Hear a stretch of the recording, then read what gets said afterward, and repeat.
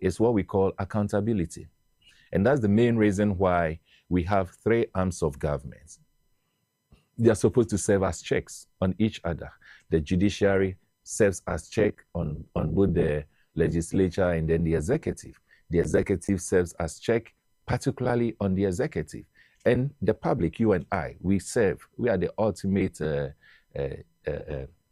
individuals or ultimate group that is supposed to check each and every arm of government that we have. And that's the reason why, if for nothing at all, at the end of a certain period, 4 years, we are all given the opportunity to assess the government, particularly the executive and the legislature, and to determine whether or not their performance has been good. But today, we want to have a look at the judiciary with particular reference to the Chief Justice, the suspended Chief Justice. We want to see whether or not we are really on the right path as a country. Over the past period, we've had so many arguments, as I indicated earlier. But this platform is a platform that gives the opportunity for us to speak to facts, for us to educate ourselves, and for us to indeed renew our minds. And that is what we are going to do this evening. We'll take a commercial break, and when we come back, we'll dive straight into the topic. But prepare yourself. Even before then, you can start sharing your topic, your ideas with us through the WhatsApp line, which is going to be exhibited on the screen. And prepare yourself, because there's also going to be an opportunity for you to call into this show and share your views, your comments, your sentiments, even if it's a question, on the Chief Justice's brouhaha. Stay tuned, I'll be right back.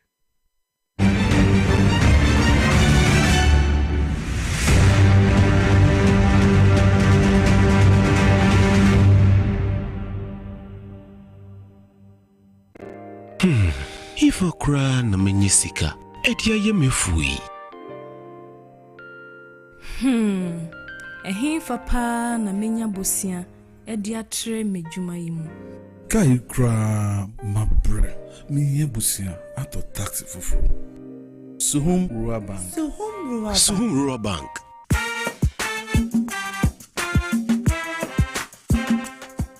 Yemamu akwa baba Suhum Rural Bank. Ye won hyehyɛ ahodo bi te sɛ dwadifo abosia, ekoko bosia, susu account, and da so wo savings account, me bada chain savings account, and the akeka ho. Suhum Rural Bank was 034229186. Na won so wetu mi aka sɛ Suhum Rural Bank. Ama ene mayeka ona. Suhum Rural Bank. Enti me pa minie. Suhum Rural Bank, growing our heritage.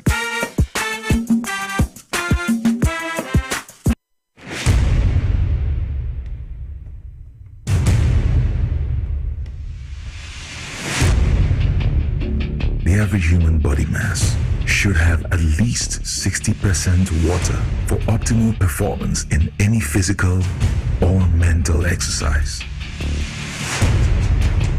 We can help you maintain it naturally.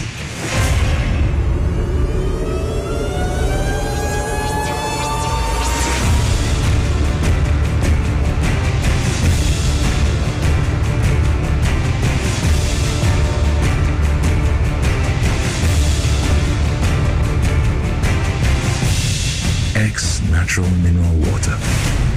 Simply natural. For bulk purchase, call 0596 273 546 or 0596 273 547. This advert is FDA approved.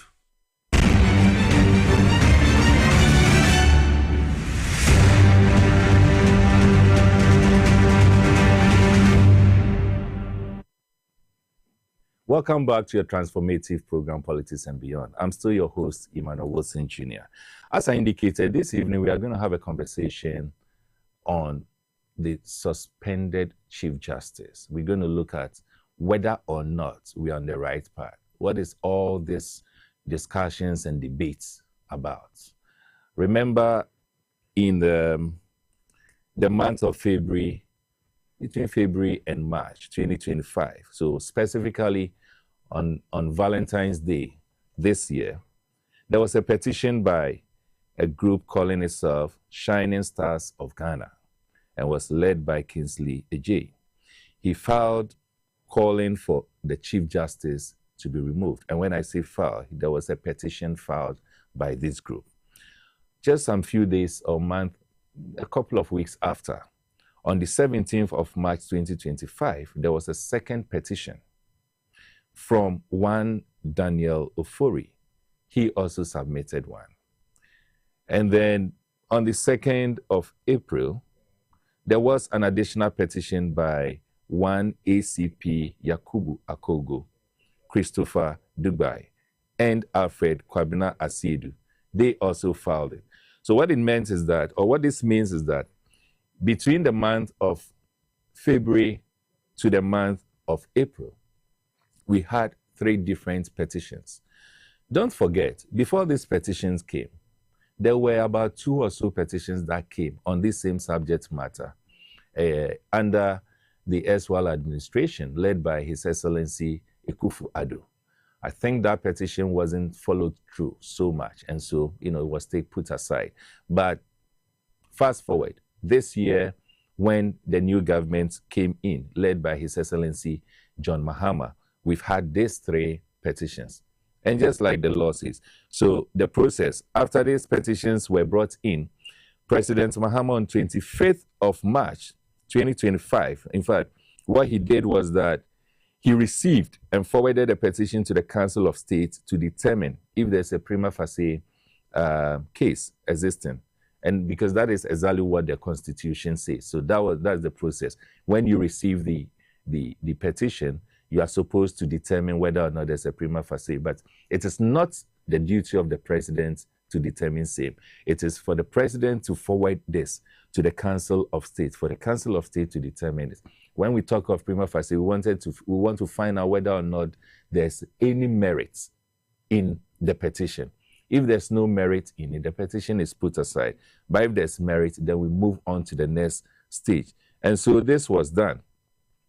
When this was done, there was a response. So the Chief Justice, Tokonu, now the suspended Chief Justice, was given 10 days by the president to respond, and she complied by it. Indeed, a lot of people don't know, but when this was given, she actually requested for 7 days, 1 week, for a response to come from her.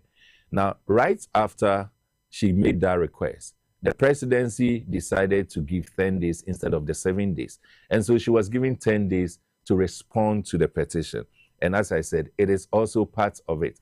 And this was after a prima facie has been established by the council. I'm making reference to the Council of States of Ghana. That is also what happened. Now, after the response from Chief Justice, we saw some legal challenges coming up. So we have the Old Tafo constituency MP, Vincent Eko Asafua. He filed a suit in the Supreme Court seeking to halt the suspension, alleging breaches of due process. And so even before the process could take an absolute, stage or full force, there was a challenge. And this challenge came from the Old Tafo MP, or the Old Tafo constituency MP. And I'm making reference to Vincent Eko Asafua, right? I think I got the name right. He filed a suit, and then that is what he said. So there was, but after that, there was others that also came, specifically in the month of April, the dates between 26th and 29th, there was a call for greater transparency. So the Ghana Bar Association demanded the suspension of the Chief Justice to be revoked. So in other words, at this stage, because of the petition that has come, what it simply meant was that it is just prudent, because that's actually the process for the one that is going to be, questioned, to be on suspension, to vacate his or her position, so that the process will continue. And so that is what happened. But GBA, that is the Ghana Bar Association, said that the suspension should be revoked because it is unconstitutional.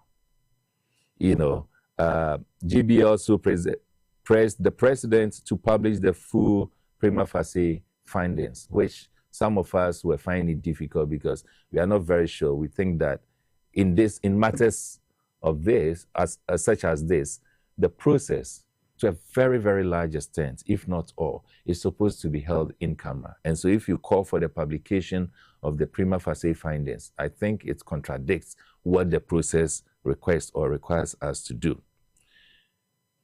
On the 23rd of April 2025, the president appointed someone to act.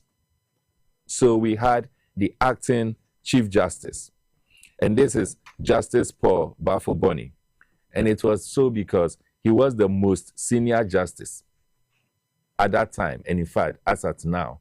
And so he was made to act. And so as we speak now, we have the suspended Tokonu, so the suspended Chief Justice Tokonu. And then we also have Justice Paul Bafo-Boni, who is the current senior most judge, or senior of the justice. And he is now the acting. So we have the acting Chief Justice, Paul. Then we have, right after, we also have, remember I said that Vincent has taken a case to court. When he took the case to court, there was a panel, a Supreme Court panel. There were 5 in numbers. When they sat on it, this is what happened. They dismissed the injunction.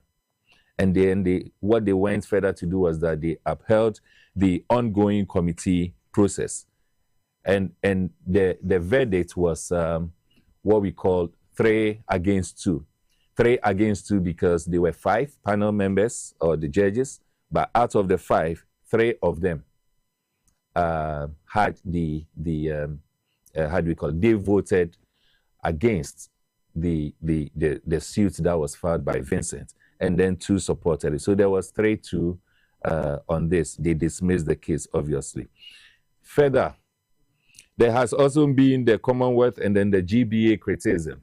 And the criticism, so the Commonwealth Lawyers Association and Ghana Bar Association have had the opportunity to express concerns that the suspension threatened judicial independence.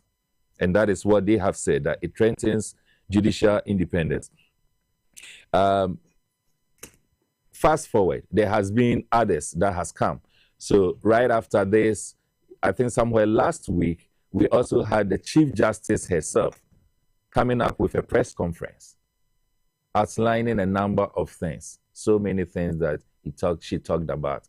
Unfortunately, she didn't even go into legalities. It was more of sentiments. That is how I saw the whole process. It was more of sentiment, but I was expecting that at least as a lawyer, as a Supreme Court judge, even if she's going to engage the public, she would not reduce the whole concept to just emotions and sentiments. But I was expecting her to raise some legal issues as far as the process is concerned and as far as her press conference is concerned.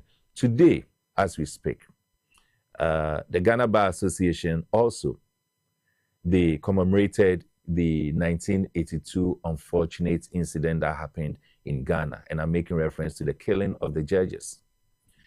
And when they did that today, they had the opportunity to also make a comment on what is happening. I want us to briefly look at or listen to what happened today with the Ghana Bar Association. And so if we can have the video on the screen for the benefit of our viewers. On duty, you performed your duty as judges without fear or favor. You stood for the rule of law. Your assassins hated what you stood for and murdered you, but they could not eliminate what you stood for. Your monument stands in the forecourt of the Supreme Court building as a constant reminder of the good qualities required of a judge. Permit me at this juncture to highlight a matter mentioned in the decision of Her Ladyship, Justice Quantin Addo, in the case of the Republic versus Director of Prisons and another, ex parte Shackleford, 1981 GLR page 554. In her judgment, she observed at page 576 that people had used the AFRC era to settle old scores. This was the underlying reason for the British murders, which unfortunately have become a dark part of our national history. Bitterness, which gave rise to a vendetta, the consequences of which went very wrong. We should be careful as a nation not to go down the slippery slope of endless revenge by justifying various acts with the refrain, but others did that too. We then rose as a nation from the ashes like the phoenix and decided to conscientiously do better by making Ghana's democracy and penchant for the rule of law admirable and attractive to many worldwide. An independent judiciary, in its true sense, is a bulwark for all who seek justice and should be jealously protected. The judiciary's foremost attraction should be its glaring independent nature, credibility, and transparency, hence the provisions in our 1992 Constitution seeking to guarantee same. The Ghana Bar Association, as well as other legal associations, both local and international, such as the Commonwealth Lawyers Association, Commonwealth Magistrates and Judges Association, and Commonwealth Legal Education Association, as a matter of principle, have made their voices heard on the ongoing process for the removal of the Chief Justice of Ghana, Her Ladyship Justice Gertrude A.S. Tokono. It is hoped that any Superior Court judge will be well apprised of the entire process before ever being subjected to same in the spirit of fairness. Rising to the defense of the judiciary's independence is the mandate of the Ghana Bar Association, and this is not personality driven. On this day that we meet to honor the memory of the martyrs of the rule of law, let us resolve as a nation to do ourselves proud and humbly walk away from settling scores endlessly, as we are one nation with one destiny. The Ghana Bar Association reiterates its call to insulate the judiciary from any interference whatsoever. They stand for justice, and they should administer justice to all persons, including themselves. The spirit of reconciliation, all the various calls made for a reconsideration of the suspension of the Chief Justice in the circumstances as it sets a poor precedent will not go unheeded. We yearn for peace and strive for justice.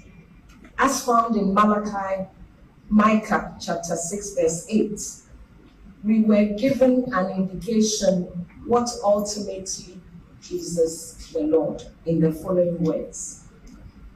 And what does the Lord require of you? To act justly, love mercy, and walk humbly with your God. I repeat, to act justly, love mercy, and walk humbly with your God. May the rule of law reign supreme in our land. May God bless the administration of justice in our country. May God bless the judiciary. May God bless the Ghana Bar Association. And may God bless our homeland Ghana and make it great and strong, bold to defend forever the cause of freedom and of right. May God also bless us to resist oppressors' rule with all our will and might forevermore, lest we forget. I mean, it's quite interesting hearing the quotations coming from the Bible as the president of the GBA said or reiterated. I mean, clearly speaking, as I indicated, if indeed we are building a democracy the democracy we are building is not really built on sentiments. They are built on rules. They are built on laws. I personally listen to a bit, not so much, but I listen a bit to the Chief Justice, the suspended Chief Justice's press conference.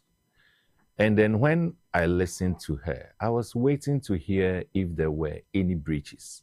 But as I indicated, almost everything she talked about had to do with sentiment and emotions. And that is not what we do. That's not how we build things. If indeed the Chief Justice at this stage believes that the Constitution and the laws that she has supervised, interpreted, used over these years has some hitches and issues, and she could not realize it till after her suspension, then that also raises a serious issue as a country. We need to really look at our judiciary very well. But what is important, and that is what I want all of us to appreciate, is the fact that irrespective of the position you hold, whether you are the president being the head of the executive, whether you are the speaker being the head of the legislature, and whether you are the Chief Justice being the head of the judiciary, it doesn't really matter. Everyone is subjected to the law, and everyone must account, because you are holding this position in trust for people like us, me, you, the taxpayers, because we are paying them. We pay the president, we pay the Chief Justice, we pay the Speaker of Parliament. And so when issues comes up and it affects you and I, and these individuals that we pay expect that we'll be quiet and go through the law. And when the same issues or similar issues come up and it affects them, but they think that they are above the law, I think it is so unfair and it is worrying. And by saying this, I'm not saying that the Chief Justice is culpable of what is being thrown at her, or she's not. I'm not saying she's innocent or she's guilty.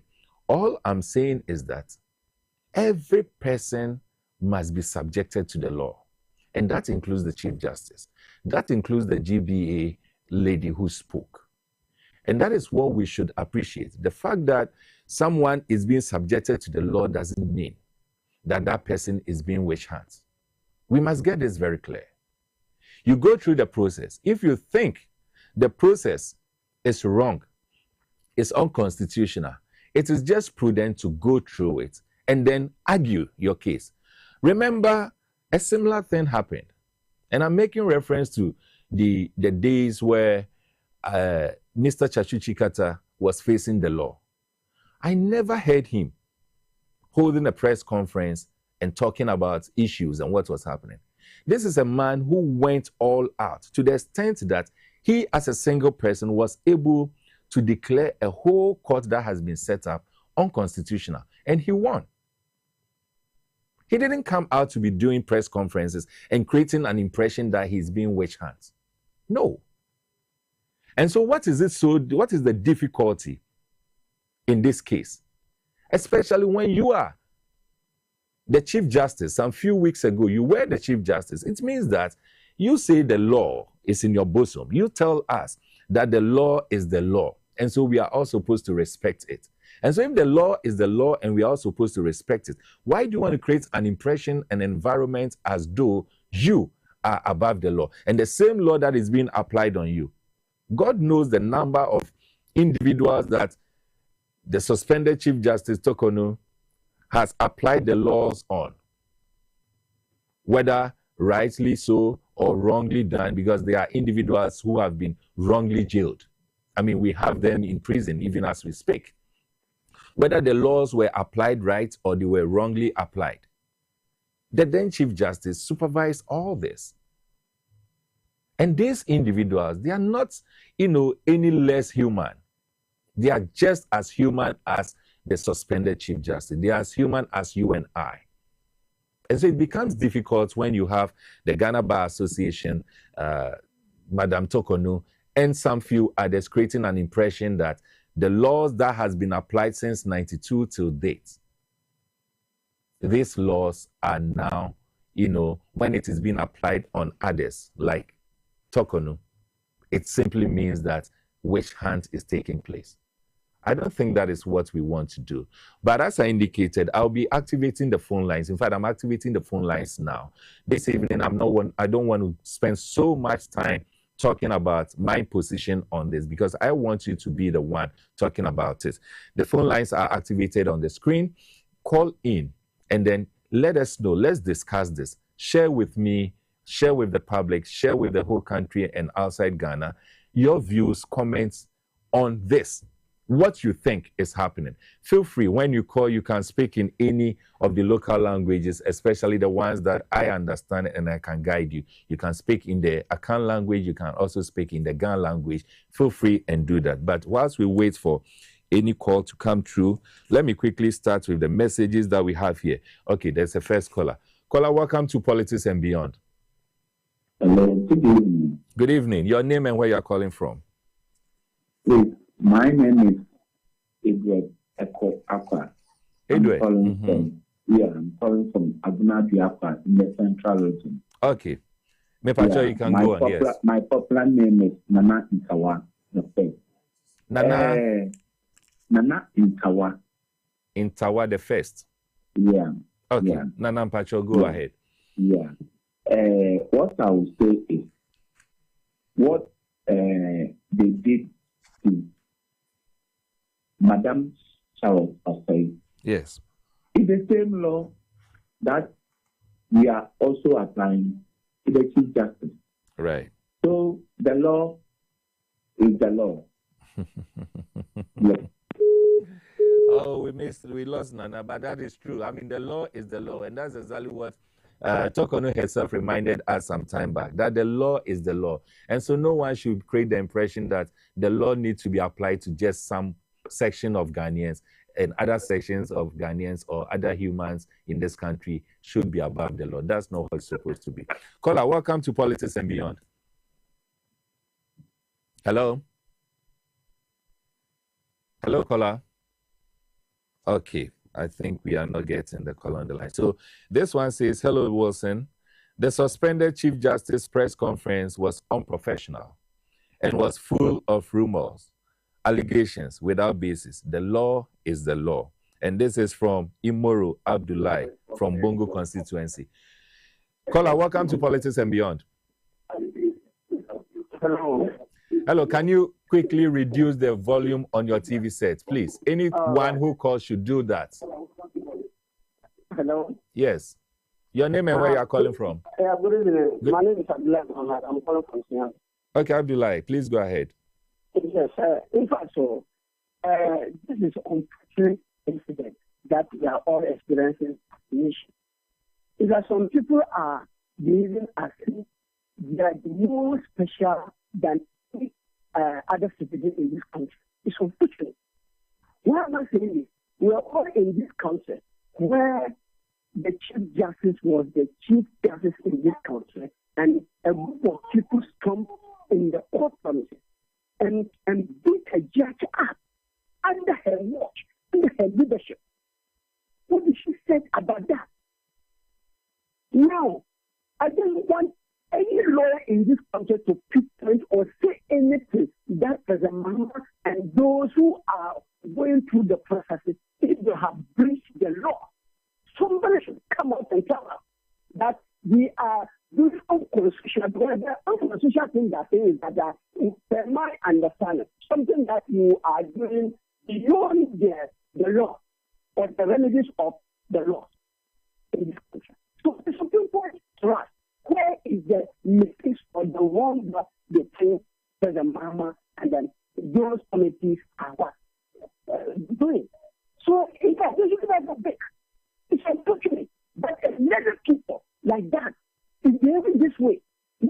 She's telling us that if you have a first case, you can come out and hold a press conference to publish whatever transpired in the court. That is what she's telling us. That's true. As a leading person, this is the highest of disappointment. In fact, to me, Ghana, we need to respect Ghana indeed. So Thank you, very much. Thank you so much, Abdullah. I agree 100% with you. Honestly speaking, legally and strictly speaking, what Tokono did was actually an insult to the legal process of this country. And I was expecting particularly GBA, instead of using that moment to say the things that was said, and that is Council Mrs. Gatti. You know, she's the president of the GBA Association. I think what GBA should have done was to condemn the acts that was done by Tokono, the suspended Chief Justice. Caller, welcome to Politics and Beyond. Caller, welcome to Politics and Beyond. Can you reduce the volume on your TV set? Okay, looks like he's not ready. Let's go to the next message. So this one says, good evening, Emmanuel. Please, I just don't understand why some people, especially the opposition MPP members, are making noise about the process the government is going through before a decision is taken for her removal.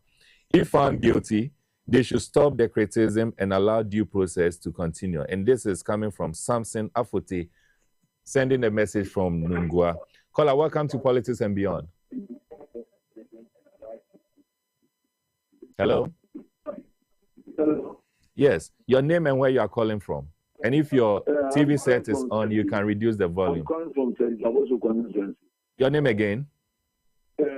My name is Kujo. Okay, Kujo. You want to speak English or that this result is over and he cannot more be our Chief Justice again. Tell Mother Tukono gladly that he can never be our Chief Justice right from here and then now. He is suspended and his work is over. He cannot be over the law. And he's not above the law. Right. And then when you that if you're working over, just gladly. Okay. I'll deliver that message to her if I should ever meet her. Thank you so much. So this one says, this moment should not divide us. It should unite us in the call for fairness, openness, and constitutional fidelity. Let this be an opportunity for national reflection, not a partisan one. And this is Gideon from Tema. Caller, welcome to Politics and Beyond. Yeah, good evening. Good evening. My name is Ni. I'm calling from Osu. Ni from Osu. No, if you know your jogba. Good. Obanyowie. Go on. On a Constitution 1992, Article 146, Clause 8, a trouble can ask a Chief Justice. The Chief Justice said, a small now. Hello, Ni. Oh, so sorry, we lost Ni. Next caller. Your name and where you are calling from. Hello. Hello. Okay, I think we are losing this one too. Anyway, so let's go back to the messages. This one says, it is worth reflecting on what it means for the first female Chief Justice to be suspended under opaque circumstances. Caller, welcome to Politics and Beyond. Yes, good evening. Good evening. Good evening. Yes, sir. I'm calling from Medina. Your name? Adai. Adai. Please go ahead. I have 3 issues. The first one is no. Hello. No, it's related to this. It's related to this. Can you hear me? Hello. Your volume on your TV set, reduce it. Reduce it and listen to me through the phone. Yeah. What I want to say is that, the Bible says that you know the right and do it not shall be stunk with many stripes.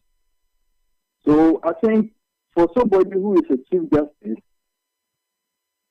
he should be. Can you hear me? Yeah. For someone who is a Chief Justice, he should. Yes, the volume is reduced. I'm listening to you on the phone. I'm listening to you on the phone, not on the set. So can you call back again? Can you call back again? All right. So sorry about that. I think the network wasn't good for Adai.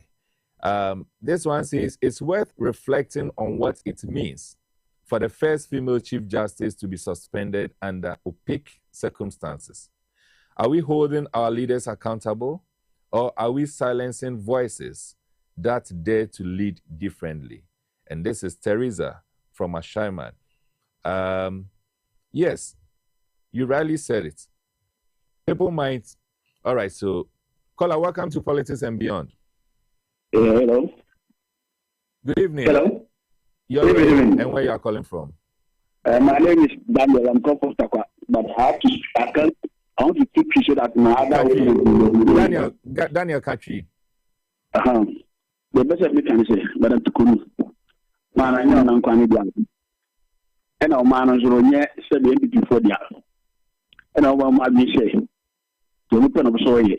It be about Oko, it be about Oko, quite in our own call. What do you call that? I'm out back. The person who passed everything. I didn't do all force on pay my end, the on task. The guys will receive the cost of French Kaka on day.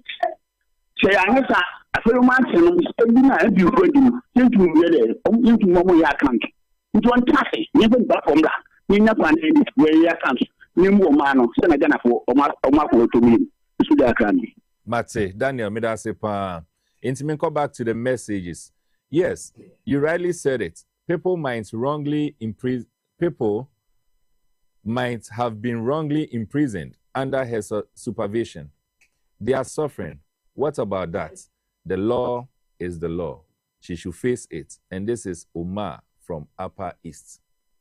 This one says, good evening, Mr. Wilson. If we fail to follow laid down rules and principles, these are some of the things we are confronted with as a nation.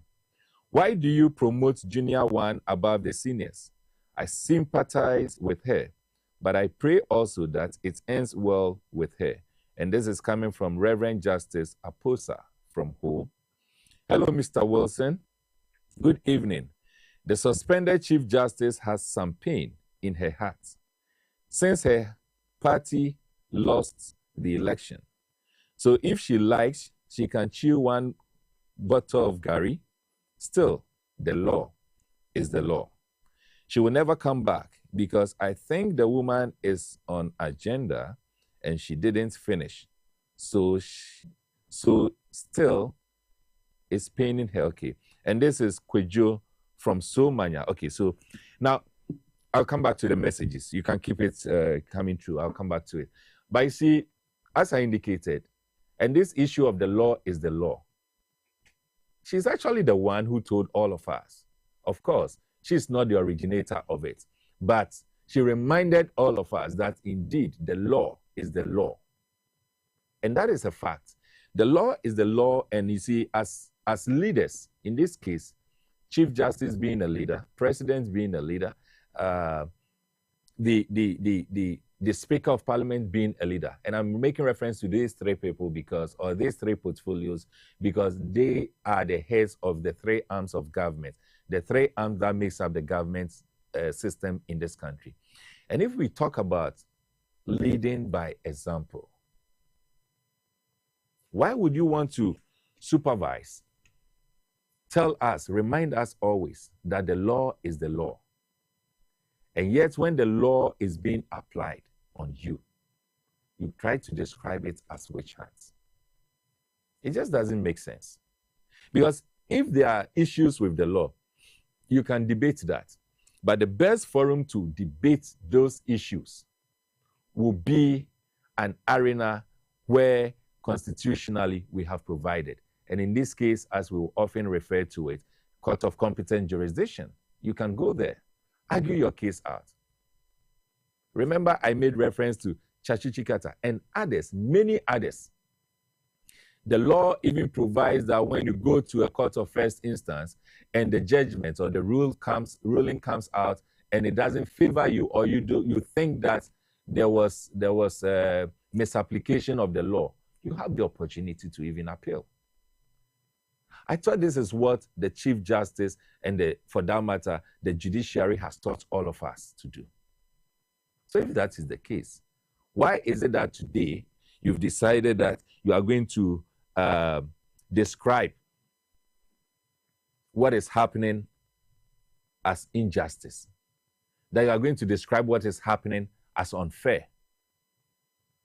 Why do you want to create the impression that the law must only be applied to you? I mean, to others and not to you. And isn't it also worrying that organizations like the GB, Ghana Bar Association, today are creating the impression that application of the law amounts to witch hunting? You know the number of individuals who have got, who are in prison as a result of the law being applied. And I rightly indicated, some are in prison wrongly. We know this for a fact. There are also those who are in prison rightly. But because we do not want to destroy the legal process, we still allow things to go with the hope that gradually, as time unfolds, as we apply the law, we'll be strengthening it, we'll be straightening it, and we'll be making sure that bad laws are either amended or they are scrapped, they are repealed, and all that. So that gradually we'll end up having a perfect legal system. Why is it that all of a sudden, these individuals who are supposed to champion this cause, they are now telling us that the law being applied amounts to what they call witch hunting? It's really, really unfair. But let me go back to the messages, and then let's see. This one says, let the law work. No one is above it. And this is coming from Solomon from Cantonment. The law is the law. Nothing can help. And again, this one is also coming from Paul in Kumasi.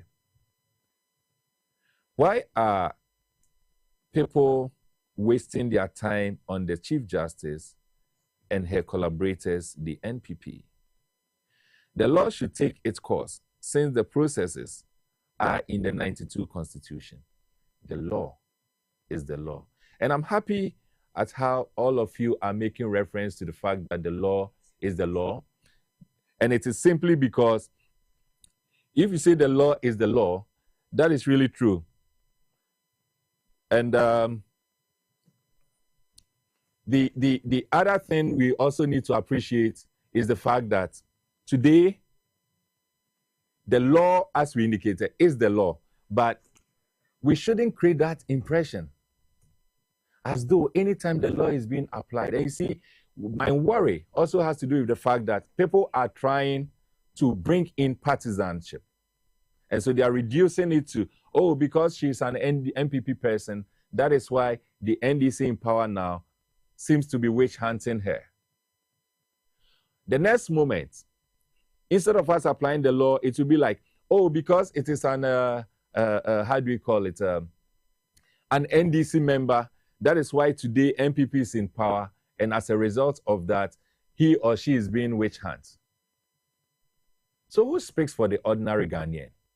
Who speaks for those who do not associate so strongly with any political party?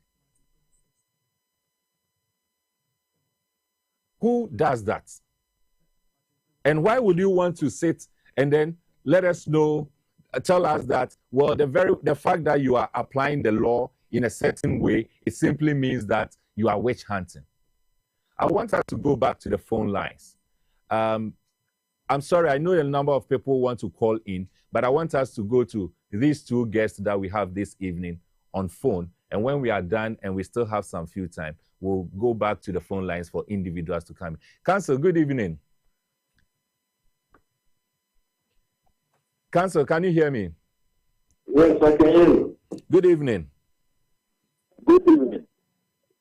And let me say, Happy New Year. I don't think we've met this year, have we? Can you hear me? I can hear you. I can hear you. Very well. I hope all is well. All is well. We thank God. We thank God. Council, so this evening we are having a conversation on this, the Chief Justice's brouhaha. I want you to give me your general take on what is happening so far, or what has happened so far.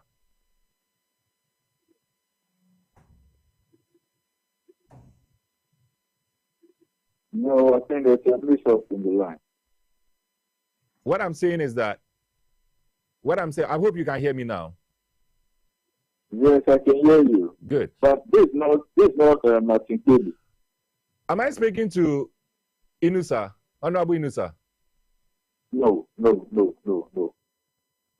It's a mix-up. Okay. Sorry about that. I'm sure my producers will rectify that. Sorry about that. So we are supposed to talk to Martin Pebu, and then we're also supposed to talk to Honorable Inusa Fuseni, who, requested that he want to share his views on what we are discussing this evening. And so I'm sure the network is, we'll get it fixed, and then we'll see what happens. But as I indicated, after having a conversation with them, we'll try and see if we can spend some 1 or 2 more minutes so we can talk about the, invite you to also come in. But what is important is that no one is above the law. The law is the law. If individuals like Chachuchi Kata could face the law, and not just that, remember the former finance minister under Rollins, deputy finance minister, who went to prison. He faced the law, went to prison, even died in there. He wasn't above the law. And I don't think anyone created an impression of witch hunting. Remember Charlotte Osei, where clearly, from all indications, it was so clear that even the grounds for her dismissal, some of us, and I'm just, it is you have the right to also express your opinion, but some of us thought that the grounds were not strong enough to warrant her dismissal. But indeed, the law is the law. And so the law had its course, and it happened that she needed to face the law. And that is why I am a bit worried. I'm a bit worried because I feel like anyone who seems to be holding some positions in this country want to create the impression that they are above the law. They are not. The law indeed is the law. And I wouldn't mind if the head of the legislature, I'm talking about, or parliament, and I'm making reference to the Speaker of Parliament, if today it so happens that he has offended the law in any way, I don't see why we would not want to apply the law. Indeed, acknowledging the provisions in the Constitution, if today the President of Ghana is found offending any provision in our Constitution, I don't see why we should not apply the law. The law indeed is the law. You can make the argument as to whether some of the laws are bad laws. You can make the argument as to whether some of the laws need to be repealed, some of the laws need to be amended. That you can make those arguments. But as long as we have those provisions still in our law books, we should always remember that the law is the law, and there's really nothing that can take that off. Well, this one says, "Good evening, Mr. Wilson. My name is Ifeanyi Okunwa. I am writing from the city of Port Harcourt in Nigeria.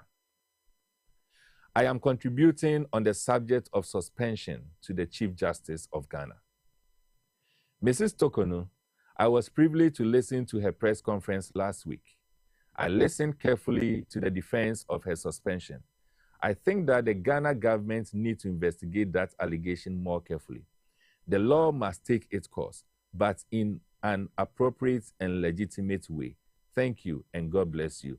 Thank you so much too, and I'm happy that you are doing the viewing all the way from Nigeria, and not just that, you've also taken time to contribute to it. Your comments are so much appreciated. This one says, "I'm Albert from Elembele, Isiama. Papa Wilson, no one is above the law. The law should take its course. Okay. Emmanuel, please, where was the Chief Justice when a pregnant woman, judge, was crushed or was chased from a courtroom by MPP tax at a high court in Kumasi? Why didn't she take action and make sure that those tax were being apprehended and prosecuted? She's lucky to have been at post still. And this is Afote Achi from Krowo constituency. Good evening, Mr. Wilson. MPP criticism against this performing government is out of their humiliated defeat in the recent election. They are doing this in order to get some beneficence from their members for their unprecedented defeats. The sentence is not so clear. Okay. In the 2024 elections, Ghanaians should not let this corrupt party taste power. Okay. As a matter of fact, the current proposed increase in electricity tariff is as a result of the... Okay, that is fine. My regards to... All right. And this is Teacher Abu from Sefi, Boakon. Good evening, Mr. Wilson Jr. The law is the law, and nothing can change it. So self-sentiment can't change anything. I'm Fusaini Mohammed from Sefi, Ada Bokrum Polyclinic. Good evening, Mr. Wilson. The suspended CJ has exposed the judiciary, Ghana Bar Association, and political dynamics in Ghana. I am surprised that the Ghana Bar Association saw nothing wrong with the CJ's press conference. Can the suspended CJ be able to work with her colleague judges at the Supreme Court and the government of the day, if even she is exonerated in this ongoing committee investigation? And it's true. I mean, if you listen clearly and carefully to the press conference, as I indicated, I didn't listen fully, but to a large extent, I got some bites of it. If you listen to it so clearly, you wonder if even she's exonerated, whether or not she will be comfortable or she'll be able to work with her other colleagues, not to talk of working with the other arms of government, particularly the executive. And that is worrying. That is really worrying. All right. So this one says, resetting Ghana has begun with the judiciary. Chief Justice as head must give way for resetting of the judiciary. You didn't add your name. Good evening, Mr. Wilson. Please, the Chief Justice press conference is contempt of court or not? Francis from Chantan. That's the question you are asking. Well, there are others that argue that it amounts to contempt simply because the committee that she referred to has powers or some powers of the court. And so that should be treated as a court. And so that amounts to contempt. There are others that also make an argument that it does not amount to contempt. But I believe that as the process is ongoing, whether it amounts to contempt or not, we will be able to get the information at the right time. Good evening, Mr. Wilson. This suspended CJ is increasingly making Ghanaians more angrier. Once again, let us use, you didn't add your name. This one says, once again, let's use the law purposively, else we shall all refer to it one day. The law is the law. And this again is from Solomon from Cantonment. Do I have my guest on the line? Counsel, senior counsel. Senior counsel. Martin, can you hear me?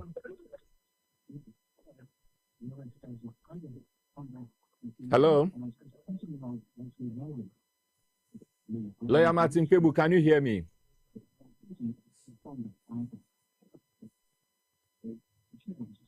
I'm struggling to...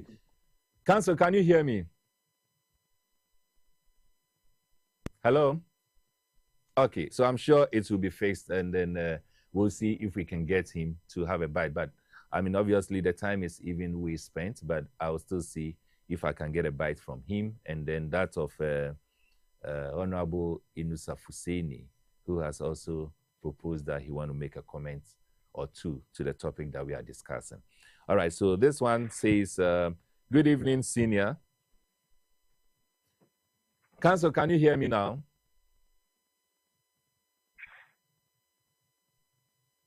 Lawyer Martin Pebu, can you hear me?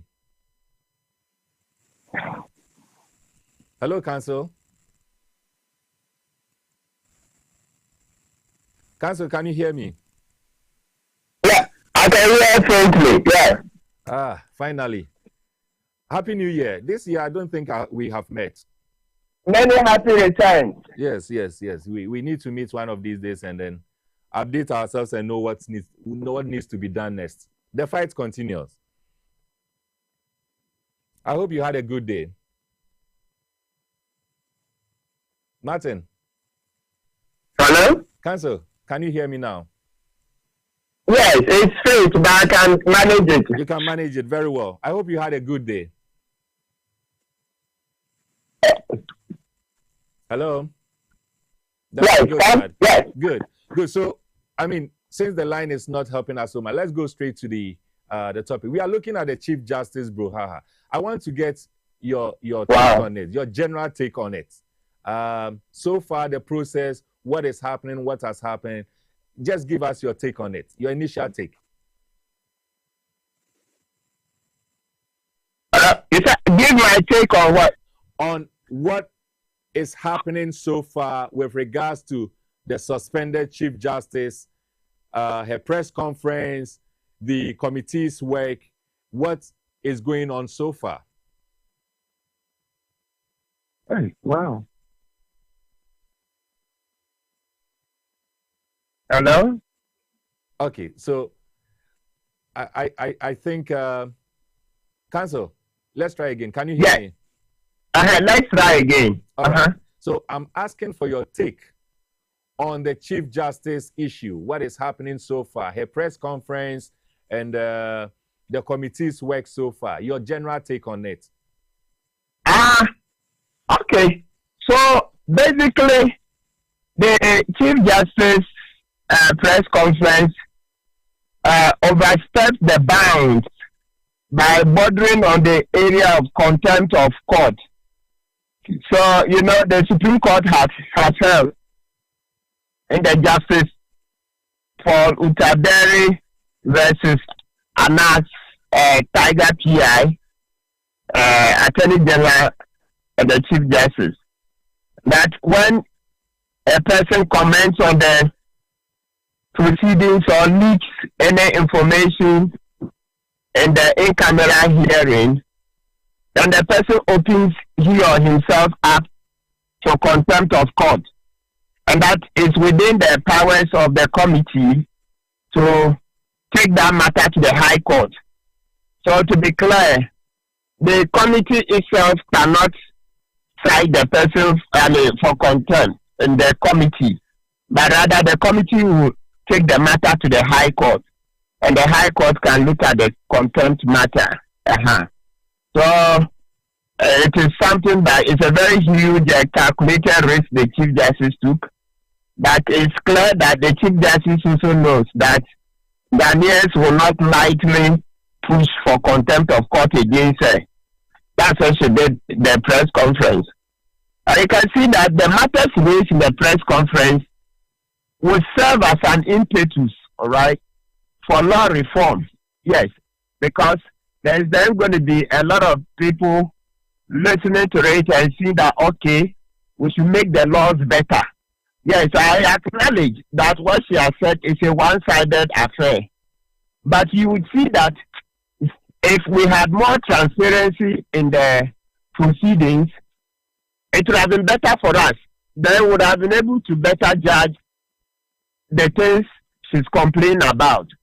So quite clearly, in the new constitution, there will have to be a lot more of the proceedings being made public rather than the current Article 146 Clause 8, which says that the proceedings shall be held in camera. Indeed, in our previous past, we didn't have this in-camera proceedings.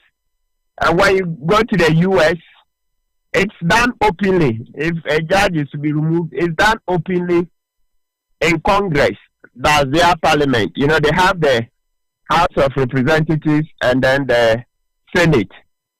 So we should look at our constitution again, and it's good that the chairman of the Constitution Review Committee, H.K.C. Prempe, has himself indicated that he's in favor of some aspects of the proceedings being made public. I mean, some of the processes.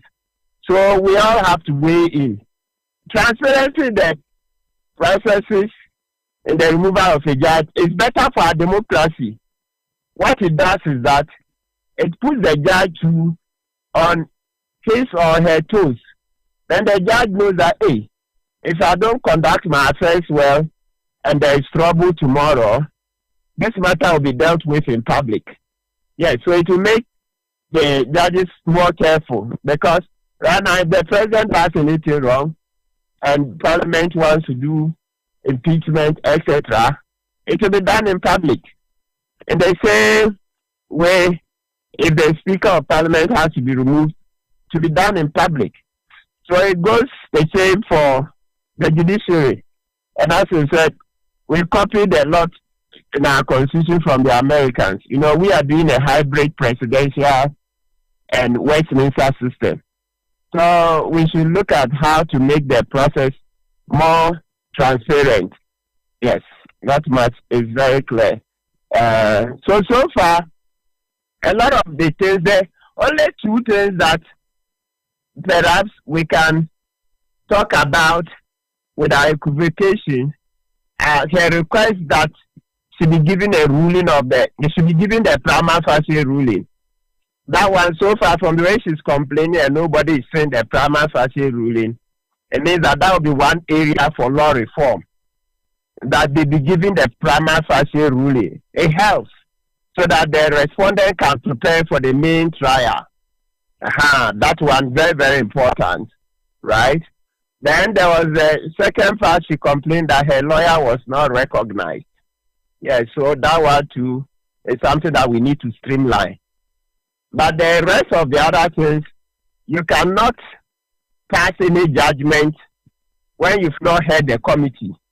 And you know, because of the constitutional injunction in Article 146 Clause 8, that the proceedings be done in camera, it should be expected that the committee will not respond. So once the committee doesn't respond, we'll not know where to place judgment. So those ones will be left. That's why I said that, so maybe we'll look at how to increase transparency in the system. Transparency. It will help our democracy going forward when it comes to the Article 146 proceedings. And remember that Article 146 proceedings are not for only the Chief Justice. It's the same for all other Superior Court justices. And we say Superior Court justices, so we are talking about High Court, Court of Appeal, then Supreme Court. Then also the chairperson and deputies of the Electoral Commission, the National Commission on Civic Education. Okay. Yes. This and the SHRAG, the Commissioner of SHRAG and the deputies. Then the National Media Commission. All of these leaders, when it comes to their removal, it's the same procedure under Article 146. So if we straighten it and make it better, it will be better for our democracy. And you would see that currently, as we speak, there is a constitutional instrument before Parliament.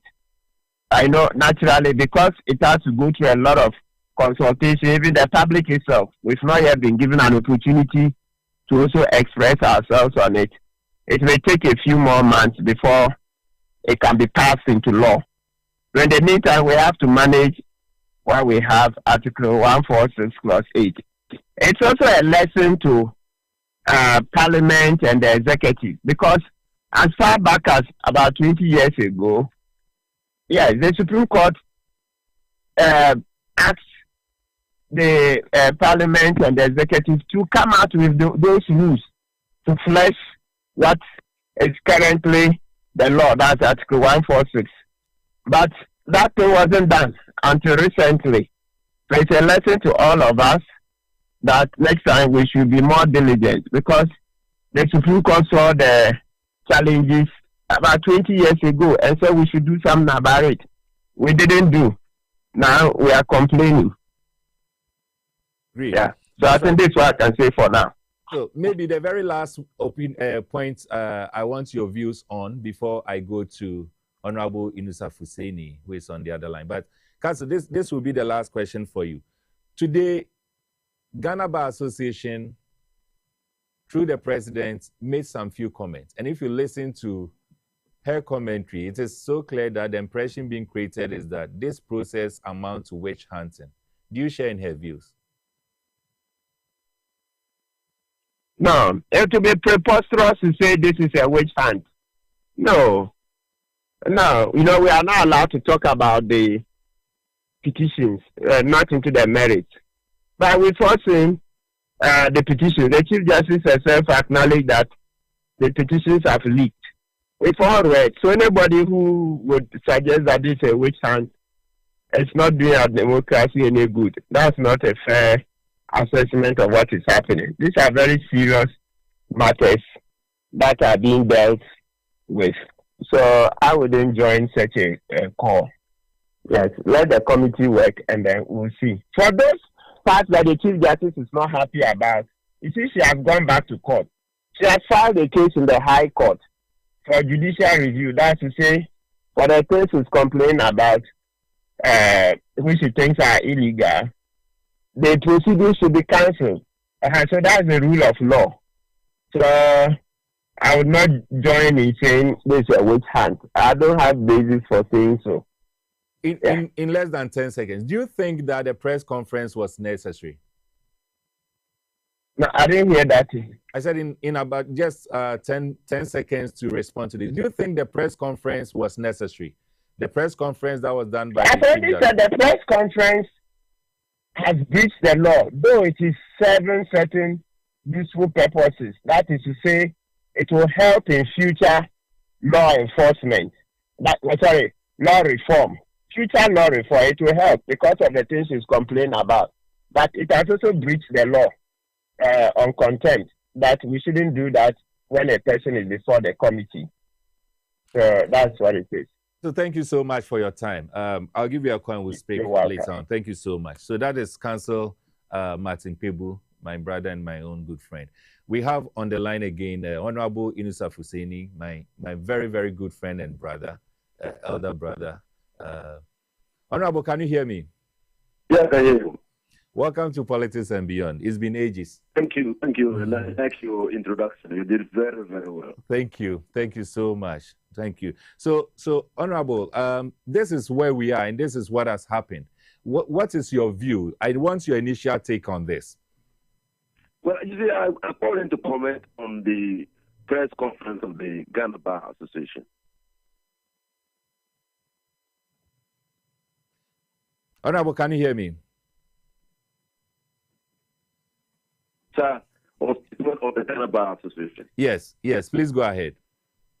First of all, you must understand that when the drafters of the Constitution included the Article 146 in the Constitution, they didn't intend that it be window dressing. They intended that if a citizen of Ghana had reason to believe that a justice of the Superior Court of Judicature or a regional tribunal had violated the provisions of Article 1461, that is a threshold upon which you can hold judicial officers accountable. Such a person was subjected to removal.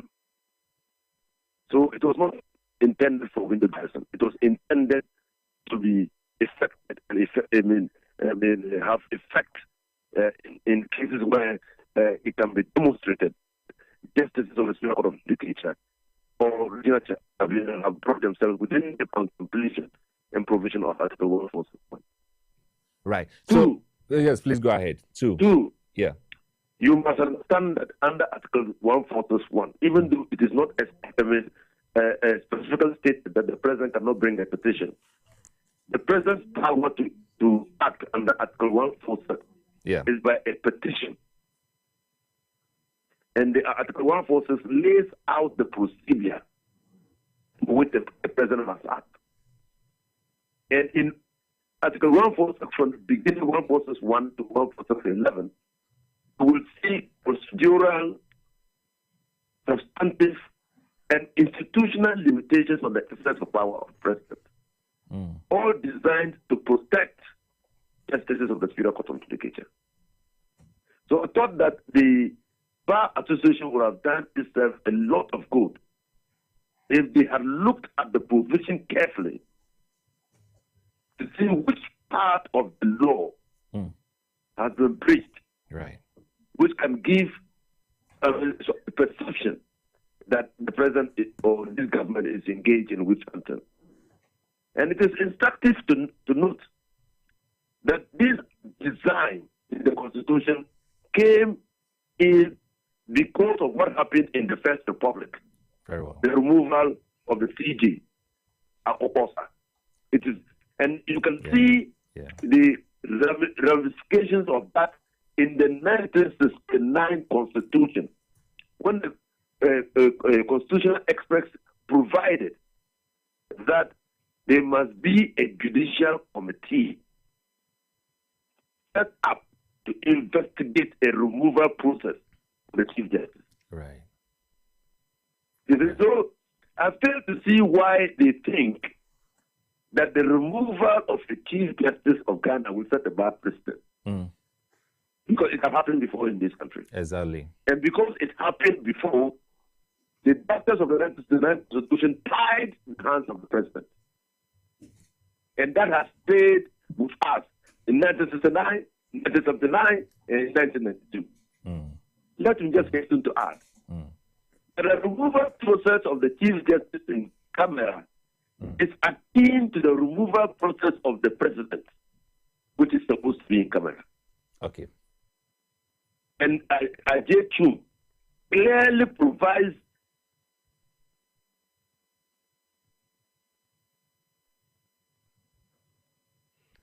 Honorable, can you hear me?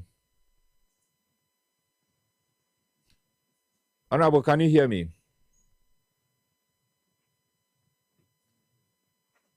Oh, you were making some brilliant submissions. I wish you could conclude on it. Honorable, can you hear me?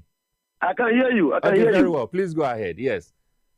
I can so I'm hear saying you now. that the removal process of the Chief Justice is akin to the removal process of the president. Very well. Yeah. Which is supposed to be held in camera. Right. Now, the justification for the referral of the petition for the removal of the Chief Justice to a Council of State was provided by the constitutional experts in the 1969 Constitution. And I will entreat lawyers to go back and read the justification for the referral. And for those who cannot get the Constitution or the 1969 Constitution and the Committee of Experts report, it was to insulate the removal process from partisan political considerations. Yes, Martin is right when he says that in the American jurisdiction, the removal is done in Congress. Yeah. Similarly, in the UK system, the removal is done in the House of Commons. But these are political arenas. So you will understand that the drafters of the 1969 Constitution, which provided a rationale for referring petitions for the removal of justices of the Superior Court of Judicature and regional tribunals to the Council of State, was to provide for the consultative process that was not political. That was not political. Otherwise, they would have said, well, let's refer it to Parliament to determine whether there's a prima facie case and go ahead with the removal process. Right. Or they would have said, oh, because it's a prima facie case, let's refer it to the Supreme Court. Yeah. After the suspension of the Chief Justice to know whether the petition raises prima facie. Right. But they didn't do that. They said Council of State, a body that will put the interests of the state paramount in considerations of matters of this nature. That's great. Council, thank you so much for calling in to share these great views. Anytime I listen to you, I'm always inspired and I learn a lot. But before I let you go, I know you called in, but let me ask you this question, just as a very quick one. Do you think that the Chief Justice's press conference or the suspended Chief Justice's press conference will help her case? No, it doesn't help her one bit. It exposes her as being desperate. And because, one, she was relying too much on emotionalism. That's true. And trying to seek public or court public sympathy for her case. That's right. Now, but she is the one who is sounding the death knell in her coffin. Because even though I agree that the finding of prima facie in the petitions against her is already an indictment for her. Yeah.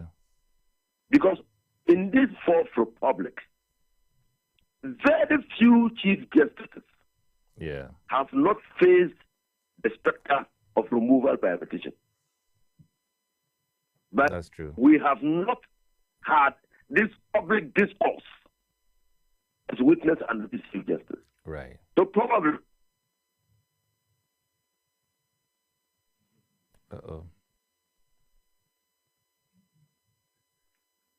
Oh, I've lost him. Honorable, so sorry about that. I think the network took us off, but I'm sure there's a conversation we'll have again. There's one thing that I will end with. You see, just like Honorable Inusa said, we have two types of courts as we will informally agree to. We have what we call the Court of Competent Jurisdiction. That's actually the official one, so that is formal. And then informally, we have the Court of Public Opinion. If you are dealing with matters of legality, you don't rely on the Court of Public Opinion because you will not get any results.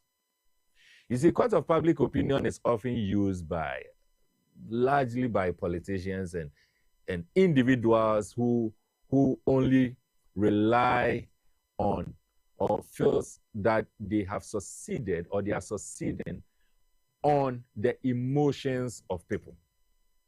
And so you see a lot of politicians will come out and say things and you put them to street proof, and most of them are not able to, because when it comes to the crunch, they don't have evidence to back it up. But because their trade, their profession, relies heavily on emotions and sentiment, they will always run to the Court of Public Opinion.